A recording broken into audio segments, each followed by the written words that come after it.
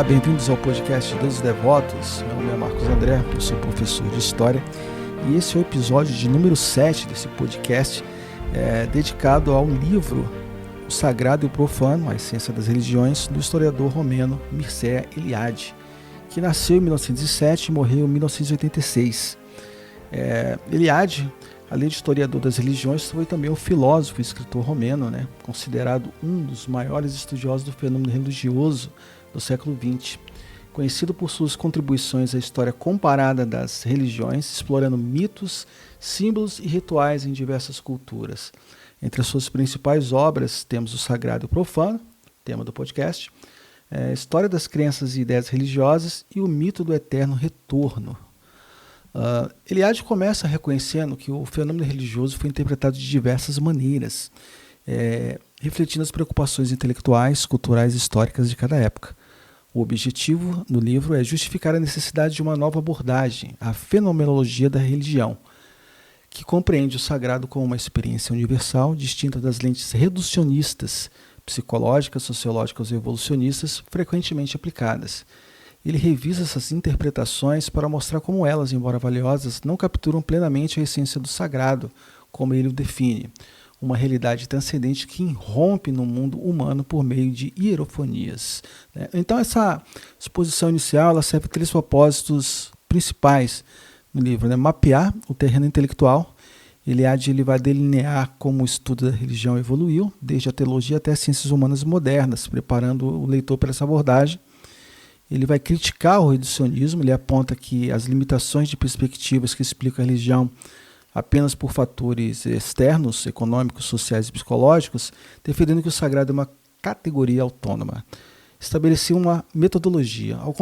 Ao contrastar sua visão com as anteriores, Eliade vai introduzir a ideia de que o sagrado deve ser estudado a partir da experiência religiosa em si, respeitando a perspectiva do homem religioso.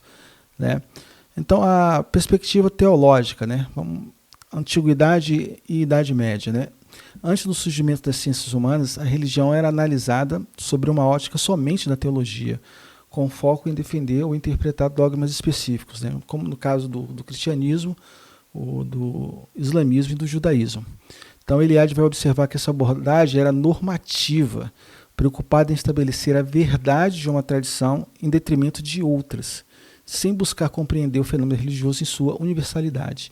E limitação, falta de imparcialidade e incapacidade de abordar a religião como uma experiência humana mais ampla, além dos limites da fé específica. Já na fase do iluminismo e racionalismo dos séculos XVII e XVIII, filósofos como Voltaire e Hume viu a religião como produto da ignorância, do medo ou da manipulação sacerdotal. Para eles, o progresso da razão levaria ao declínio das crenças religiosas.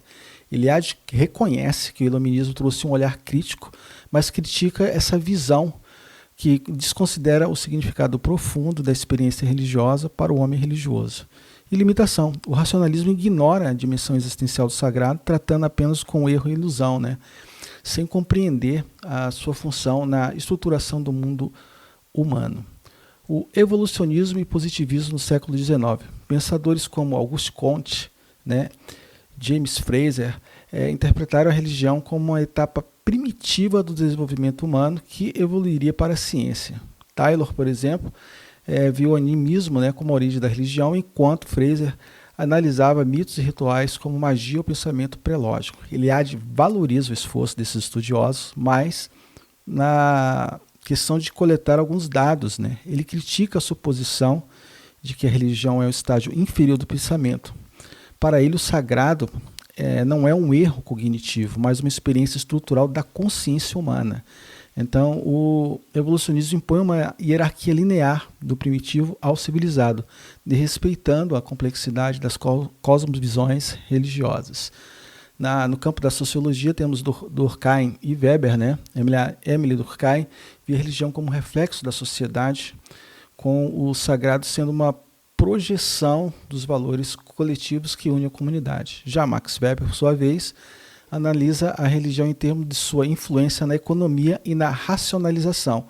No caso de Max Weber, mais especificamente, o protestantismo. Eliade, que também reconhece que Durkheim capturou a função social do sagrado, mas argumenta que reduzir a religião à sociedade ignora sua dimensão transcendente. No caso de Weber, embora mais nunciado, né, ele foca em consequências históricas, não na experiência do sagrado em si. Então, a limitação em ambas as abordagens para Eliade explica o sagrado por fatores externos e não considera a intenção religiosa dos crentes. Já no campo da psicologia, nós temos aí Freud e Jung. Sigmund Freud interpretou a religião como uma neurose coletiva, uma resposta aos desejos reprimidos e ao medo da morte. Já Jung, ele vai ver a religião como símbolos religiosos, esses símbolos religiosos como expressões do inconsciente coletivo com arquétipos universais. Eliade é mais simpático a Jung por reconhecer a profundidade lógico-simbólica da religião, mas ele vai criticar Freud porque reduz o sagrado a uma patologia, né? Mesmo assim, Jung, contudo, não escapa totalmente da crítica, pois a sua ênfase psicológica pode negligenciar a historicidade e a especificidade cultural das hierofonias. Então, a psicologia tende a internalizar o sagrado, ignorando sua manifestação objetiva no mundo. Bom, a história das religiões, né, na era pré-Eliade, né, os historiadores como Max Müller, da Filologia Comparada e outros comparatistas, começaram a estudar as religiões sistematicamente, mas com um viés eurocêntrico, né, evolucionista. Eliade vê esses esforços com avanço, mas insuficiente para captar a universalidade do sagrado sem impor categorias externas. Então ele vai criticar, ele argumenta que essas abordagens, embora úteis, falham em compreender o sagrado do ponto de vista do homem religioso, né? Ele critica todo esse reducionismo e julga como estágio já superado. Então, o sagrado para Eliade, uma categoria autônoma, irreduzível, só pode ser entendida por meio de sua própria lógica. A experiência de ruptura entre o profano, o comum, o cotidiano e o sagrado transcendente e absoluto. Então, a proposta de Eliade é a fenomenologia da religião, né? Então ele vai respeitar a experiência religiosa, ele vai analisar o sagrado como ele apresenta aos crentes, sem julgá-los como ilusão ou produto secundário. Ele vai identificar padrões universais, vai reconhecer que apesar das diferenças culturais, o sagrado se manifesta em forma semelhante, né? Ou seja, as hierofanias, os mitos, os rituais, eles vão ser muito semelhantes de uma religião para outra, seja de uma época para outra. E compreender a ontologia do sagrado, mostrar como o sagrado estrutura o mundo humano, transformando o caos em cosmos e dando sentido à existência, né? O sagrado, para Eliade, é uma manifestação do absoluto, né? Que irrompe o ser humano por meio dessa hierofonia, ou seja, momentos, objetos, onde o divino se revela como ritual. Por exemplo, uma montanha sagrada ou um templo. O sagrado é experimentado como uma realidade superior.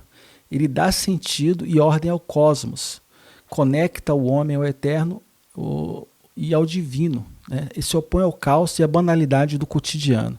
Já o profano, por outro lado, é o âmbito do comum, do ordinário, onde não há nenhuma conexão direta com o transcendente. É a esfera da vida cotidiana desprovida de qualquer significado religioso ou de contato com o sagrado. Eliade, ele ensina que o profano é caracterizado pela ausência de uma experiência de ruptura com o tempo linear, ao contrário do sagrado que permite o homem acessar o tempo mítico ou sagrado. O que isso quer dizer? O homem religioso em si, ele tem sempre a relação com a volta ao tempo primordial, né? E essa volta, o tempo, ele vai ser um tempo cíclico. Então, todas as experiências, essas sociedades vão ter ali dentro dessa esfera um tempo que sempre volta para as mesmas coisas. Por exemplo, o tempo da colheita, né? O tempo das festas religiosas, ele é um tempo cíclico que sempre volta. A questão de tornar o tempo linear, ela vai acontecer já com o judaísmo e o cristianismo, que com sua escatologia, né, a previsão do fim do mundo, ele vai tornar o tempo linear, né? E isso, lógico, para a história é uma evolução para nós historiadores, né? Então, o tempo, a medição do tempo, ela muda a partir dessa concepção, inclusive religiosa, né? Há uma dicotomia central, então, na obra do Eliade, né? Especialmente onde ele explora como o homem religioso vive essa tensão entre esses dois mundos, esses dois modos de existência, buscando sempre reatualizar o sagrado para o sentido da vida, né? Então, quando ocorre o que é a sacralização? A sacralização ocorre quando o homem atribui um significado transcendente a elementos do mundo, né? Nas sociedades arcaicas e religiosas, o homem vivia imerso totalmente no sagrado. Então ele vai estruturar toda a sua existência em torno de mitos, de rituais, de símbolos que ligavam, né, esse homem ao cosmos e ao tempo mítico, né? É o tempo do eterno retorno, fora da linearidade histórica, né? Então é o cosmos versus o caos, né? O homem sacralizava o espaço, né? O templo, as cidades e o tempo, através de rituais que ensinavam eventos místicos, transformando o caos em cosmos ordenado. Já no tempo sagrado, os rituais permitiam reviver o tempo primordial como a criação do mundo, renovando a conexão com o divino. Então, nas culturas tradicionais, o homem se via como parte de uma ordem sagrada, onde cada ato, seja a agricultura, o casamento, a guerra, é um modelo, é uma praxis, né, um modo divino, né? Então Eliade argumenta que a sacralização ela era natural ao homem religioso, que buscava imitar esses arquétipos divinos e manter a proximidade com o transcendente, dando sentido à existência. A dessacralização, ela vai marcar uma perda gradual dessa conexão com o sagrado. Então, especialmente com o advento do desenvolvimento da modernidade, da ciência, Eliade vai observar que o homem moderno, influenciado pelo racionalismo, né, ele passa a viver num mundo profano, onde o sagrado é marginalizado, é posto de lado, né? Então vai ter essa ruptura com o cosmos, o espaço e o tempo perdem aquele caráter sagrado. Então lugares como templos, eles tornam-se comuns, né, meros edifícios.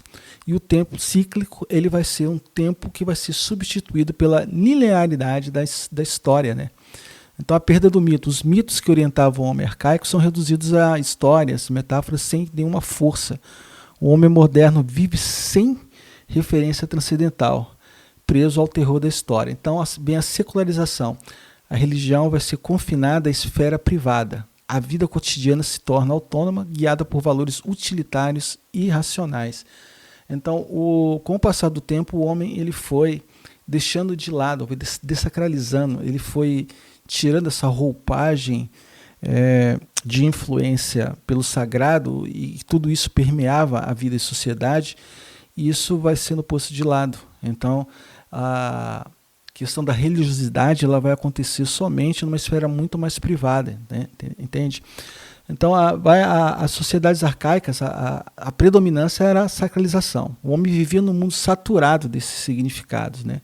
Então, na Antiguidade, na Idade Média, o sagrado ainda estruturava as sociedades, né? Por exemplo, o cristianismo medieval.